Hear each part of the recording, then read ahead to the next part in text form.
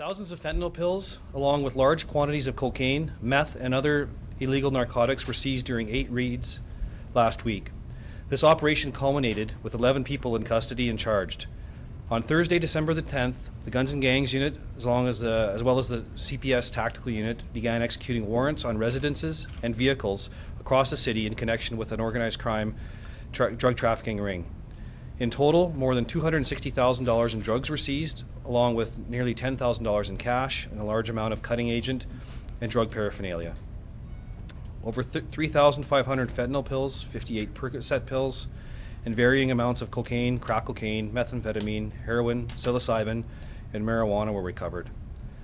Of note, one address considered a stash location was found to hold 15 kilograms of a cutting agent, as well as instruments used to produce crack cocaine. 6 addresses and 2 vehicles were searched during the operation.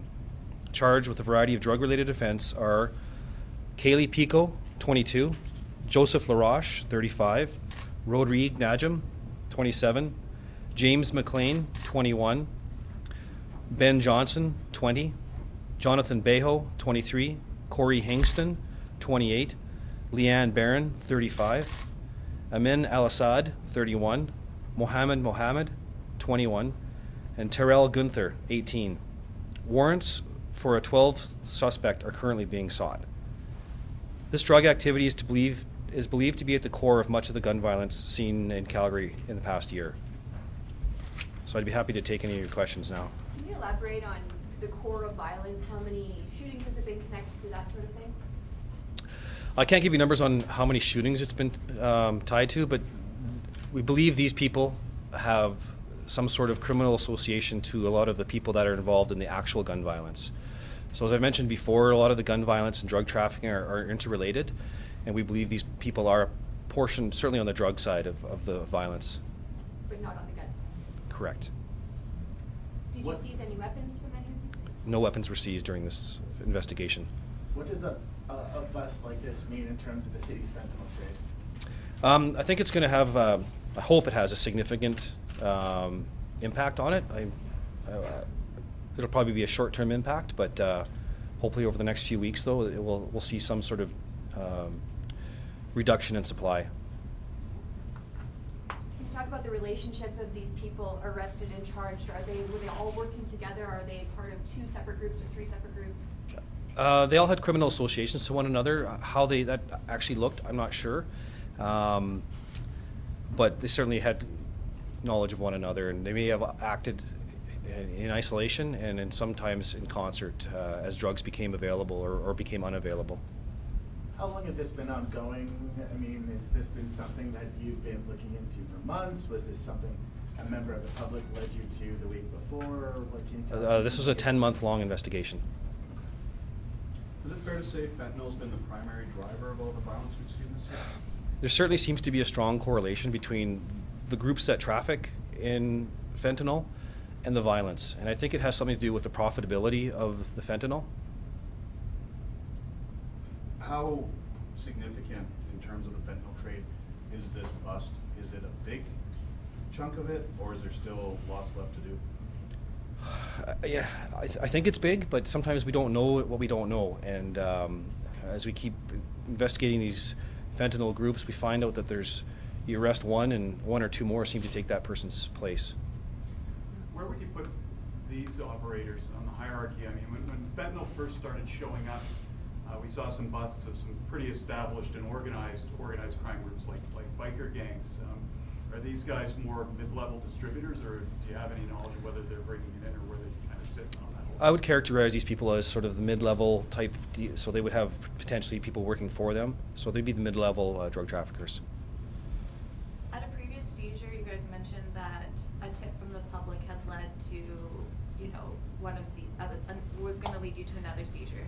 Do you think now that you've captured or found out who these people are, that it could lead you to the people who are responsible for the gun side of this gun violence? That's something we're always looking at, is trying to make a nexus to the people that are responsible for the violence. Has this helped? It's continually assisting our investigations. Is it believed any of these folks that, I mean, you got a whole bunch of people arrested, not just in this one, but the other one last week, are linked to any of the, honestly, can we expect further charges, either assault or even murder from some of these guys? From the people mentioned today? Yeah. No.